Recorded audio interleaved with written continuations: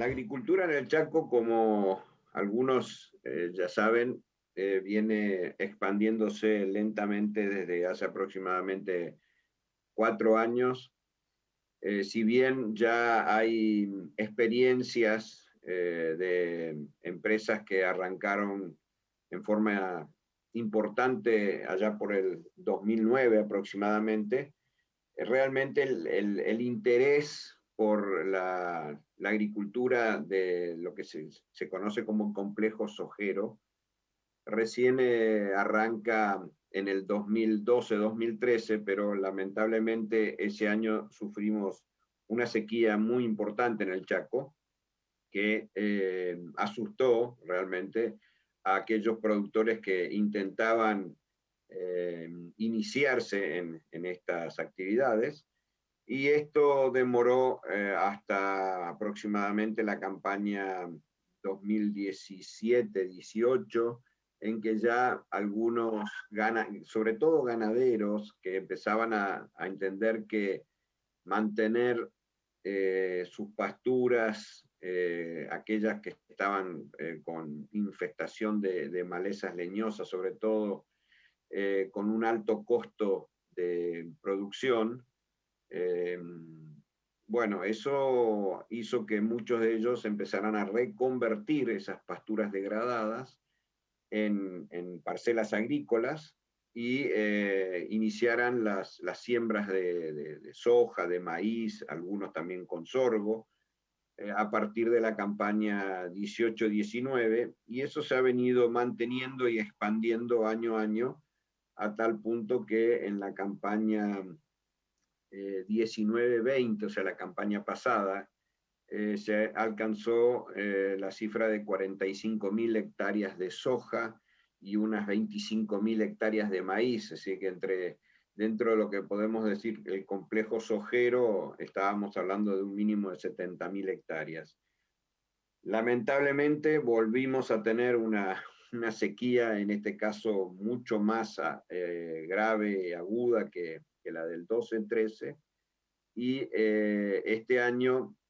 las expectativas de siembra se venían manteniendo hasta que empezó el rally de precios en el mercado de Chicago, ya que veníamos con unos precios relativamente bajos, similares a la de la campaña pasada, en el orden de los 320, $330, cuando ese rally se inició llegando a niveles de 510, $520 la tonelada. Evidentemente eso despertó mucho interés por mucho más ganaderos que vieron la posibilidad de incorporar alguno de estos cultivos, ¿no es cierto?, dentro de sus planteos, sobre todo ganaderos, buscando la integración agrícola-ganadera. Si queremos analizar un poco los números, la actividad ganadera con una integración agrícola lo que permite es no solamente generar recursos forrajeros para la época de las sequías tradicionales del Chaco, sino que además permite generar una renta muy interesante, porque los valores que se manejan en las actividades agrícolas son bastante más, sobre todo los márgenes, más que los valores. Los márgenes agrícolas son mucho más interesantes que los márgenes ganaderos. Pero además de eso, y esto creo que es lo importante, es el valor agregado que se consigue en el valor de los activos, o sea, en el valor tierra principalmente. Hoy una hectárea ganadera podemos decir que se maneja, dependiendo de las zonas del Chaco, pero entre los 1.200 y $1.400 la hectárea. Quizás haya algunas excepciones con valores un poco más altos, pero en términos generales podemos hablar de ese rango. Sin embargo, las parcelas agrícolas ya se están hablando de $3.000 la hectárea. Entonces, evidentemente, aquellos ganaderos que puedan incorporar la agricultura a sus campos como dije antes, no solo van a generar recursos y más márgenes de rentabilidad, sino que además van a mejorar los valores de su propia tierra.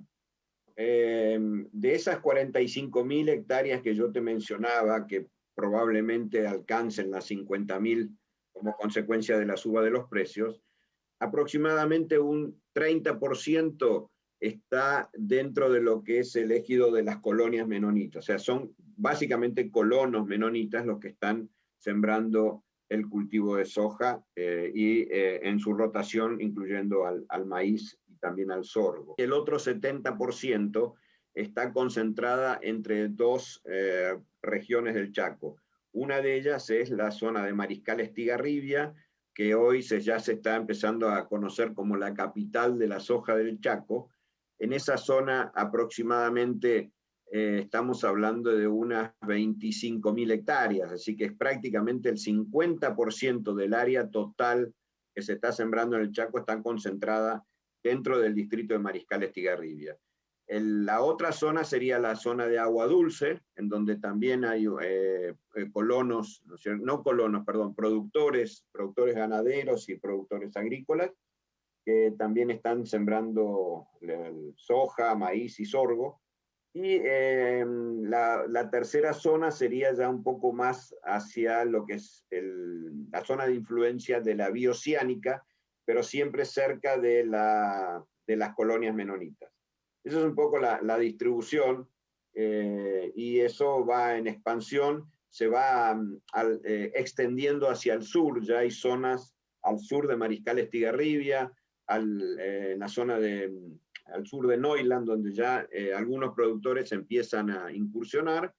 y también se está sumando ahora la zona de Infante Rivarola, pero con productores que están aplicando riego artificial, ¿no es cierto?, a base de pivot, porque en esas son zonas donde ya los regímenes de lluvias no son suficientes para el cultivo de algunos de estos cultivos del complejo sojero.